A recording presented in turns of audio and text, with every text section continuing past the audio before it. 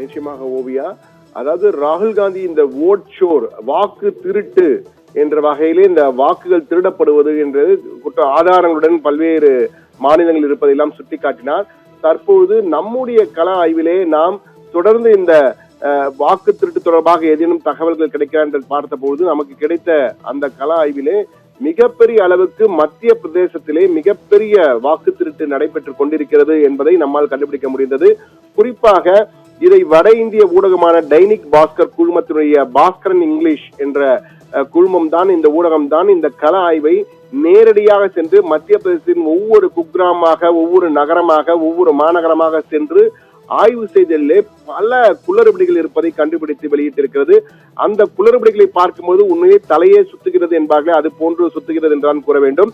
குறிப்பாக 1696 முகவரிகளில், அந்த ஒவ்வொரு 1696 முகவரிகளிலே ஒவ்வொரு வீட்டிலும் 50க்கும் மேற்பட்ட வாக்காளர்கள் இருக்கிறார்களாம்.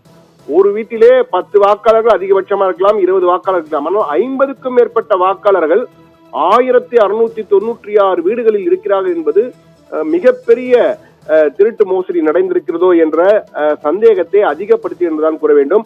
அது மட்டுமல்ல, 7,95,000, அதாவது கிட்டத்தட்ட 8 லட்சம் வீட்டு முகவரிகளிலே, ஒவ்வொரு வீட்டு முகவரியாக 8 லட்சம் முகவரிகளிலே 11 20 வாக்காளர்கள் இருக்கிறார்கள். 67,841 முகவரிகளில் 30 வாக்காளர்கள், 20 30 வாக்காளர்கள்.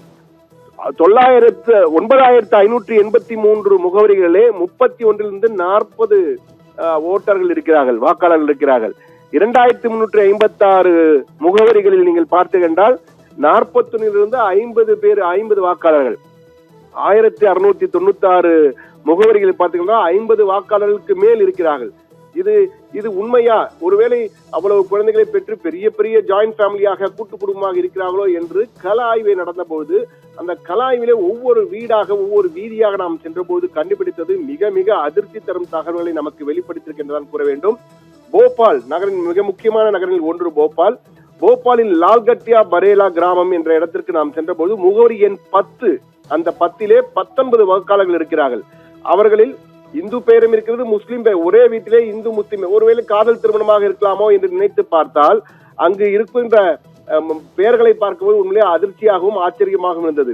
ராஜேஷ் மோடி, முகேஷ் யோகி, முகமது அப்சர் அலி, சகீனா, சீதா விஸ்வகர்மா என்ற பெயர்கள் எல்லாம் இருந்திருக்கிறார். அதனால ஆய்விலே நாம் கண்டுபிடித்தது என்றால் அங்கு இருந்தது 2 இஸ்லாமிய குடும்பத்தினர் மட்டுமே இருந்திருக்கிறார்கள், வேறு யாருமே இல்லை. மற்றவை எல்லாம் எங்கிருந்து வந்தார்கள், எப்படி சேர்க்கப்பட்டது என்று தெரியவில்லை. இவர்கள் எல்லாம் வாக்களித்திருக்கிறார் கடந்த தேர்தலிலும். அதே போன்று போபால் பகுதியின் கோவிந்தபுரா என்ற பகுதியிலே கராரியா கிராமத்திற்கு சென்றபோது ஒரு முகவரியிலே 40 வாக்காளர்கள், முகவரி எண் 64 அங்கு இருந்தது. அந்த வீட்டினுக்குள் நாம் சென்று பார்த்தபொழுது அங்கு இருப்பதை பார்த்தீர்கள், அங்கு வெவ்வேறு பெயர்களிலே வசிக்கிறார்கள். அங்கும் 2 இஸ்லாமிய குடும்பங்கள் தான், ஆனால் 40க்கும் மேற்பட்டோர் இருக்கிறார்கள். அவர்களெல்லாம் யார், எங்கிருந்து வந்திருக்கிறார்கள் என்பதெல்லாம் யாருக்குமே தெரியவில்லை, அந்த அளவுக்கு இருக்கிறது. அதே போன்று குவாலியர், மற்றொரு முக்கிய நகரம். அந்த நகரத்துக்கு சென்று பார்த்தால் 14,000 வாக்காளர்கள் புதிதாக சேர்க்கப்பட்டிருக்கிறார்கள். இவர்கள் எல்லாம் எங்கு இருக்கிறார்கள், இவர்கள் பெயர்கள் இருக்கிறதே தவிர இவர்களெல்லாம் யார் என்று யாருக்குமே தெரியவில்லை என்பதுதான் ஆச்சரியமும் அதிர்ச்சியும் கலந்ததாக இருக்கிறது என்றுதான் கூற வேண்டும்.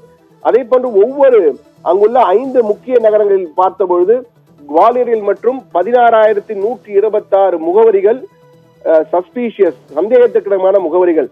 0 எண், வீட்டு எண் 0 என்று இருக்கிறது, ஆனால் அப்படி ஒரு எண்ணெய் இல்லை அங்கு.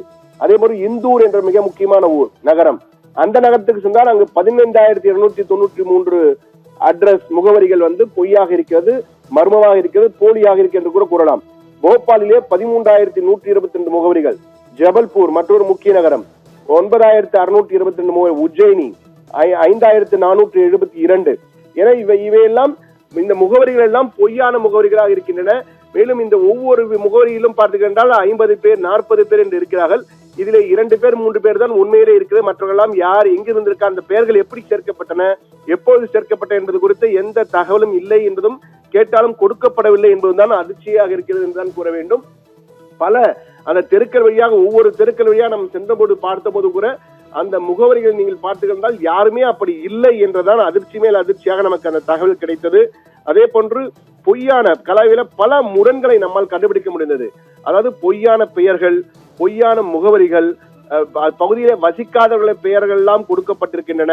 ஒரே முகவரியில் பலர் இருப்பதாக 50க்கும் மேற்பட்டோர் இருப்பதாக அதிர்ச்சியான தகவல்கள். இது போன்று மாநகரம், நகரம், பேரூராட்சி, கிராமம் என ஒவ்வொரு பகுதியிலும் இது போன்ற போலி வாக்காளர்கள் சேர்க்கப்பட்டிருப்பது நம்மால் கண்டுபிடிக்க முடிந்தது. பலர் எங்கிருந்து வந்தார்கள் என்றே தெரியவில்லை. அவர்கள் பெயர்கள் அப்படிப்பட்ட பெயர்கள் அந்த ஊரிலே இல்லை. ஏற்கனவே நான் குறிப்பிட்டது போல ஒரு இஸ்லாமிய குடும்பத்திலே இந்துக்கள் பலர் இருக்கிறார்கள், இந்துக்கள் குடும்பத்திலே இஸ்லாமிய பெயர்கள் இருக்கின்றன. காதல் திருமணமா என்று போய் பார்த்தபோது அப்படி எதுவுமே இல்லை என்பதும் ஊர்ஜிதப்படுத்தப்பட்டிருக்கிறது கள ஆய்விலே. எனவே மிகப்பெரிய அளவுக்கு இந்த வாக்கு திருட்டு மோசடி மத்திய பிரதேசத்தின் பல பகுதிகள் நடந்திருக்கு என்பதை மட்டும் நம்மால் கண்டுபிடிக்க முடிந்தது. அது மட்டுமல்ல, 3 மாதங்களில் கடந்த 3 மாதங்களில் மட்டும் அங்கு பார்த்தீங்கன்னா 4 லட்சம் வாக்காளர்கள் புதிதாக சேர்க்கப்பட்டிருக்கிறார்கள். அந்த வாக்காளர் எண்ணிக்கை உயர்ந்திருக்கிறது என்பதுதான் அதிசயமாக இருக்கிறது என்றால் கூற வேண்டும். என்றால் 6ஆம் தேதி ஜனவரி 2025 பார்த்தீங்கன்னா 5 கோடியே 70 லட்சம் வாக்காளர்கள் இருக்கிறார்கள். ஆனால் இதுவே அக்டோபர் 2024 பார்த்தால் 5,65,000 லட்சம் வாக்காளர்கள் இருந்தாங்க. ஆனால் அந்த 4 மாதங்களில் மட்டும் பார்த்தீங்கன்னா அக்டோபர், நவம்பர், டிசம்பர், ஜனவரி அந்த 3 மாதங்களுக்குள்ள பார்த்தீங்கன்னா 4,94,000 வாக்காளர்கள் அதிகரித்திருக்கிறார்கள். எப்படி என்பது யாருக்குமே தெரியவில்லை. என்றால் இது தொடர்பாக மாநில தேர்தல் ஆணையரிடம் கேள்வியை முன்வைத்தோம்.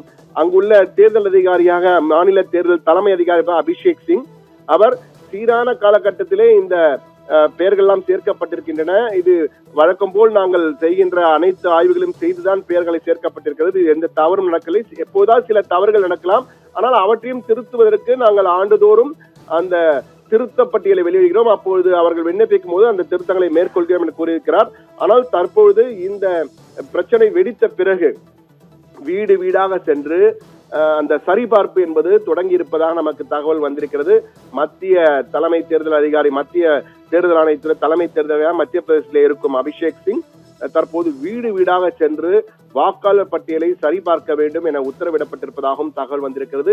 எது எப்படி இருந்தாலும் மிகப்பெரிய மோசடி, வாக்கு திருட்டு மோசடி என்ற வகையில் ராகுல் காந்தி குற்றச்சாட்டு வைத்து இந்தியா முழுவதும் பரபரப்பை ஏற்படுத்தியிருக்கிறது. அந்த பரபரப்பின் உண்மைத்தன்மை ஆராய்வதற்கு மத்திய பிரதேசம் சென்றபொழுது நிச்சயமாக அங்கு மிகப்பெரிய அளவுக்கு வாக்கு திருட்டு நடந்திருக்கிறது என்ற ஐயத்தை ஏற்படுத்துவதை அந்த பாஸ்கரன் இங்கிலீஷ் ஊடகம் செய்த கள ஆய்விலே மிக தெளிவாக அம்பலமாக இருக்கிறது. ஓவியா.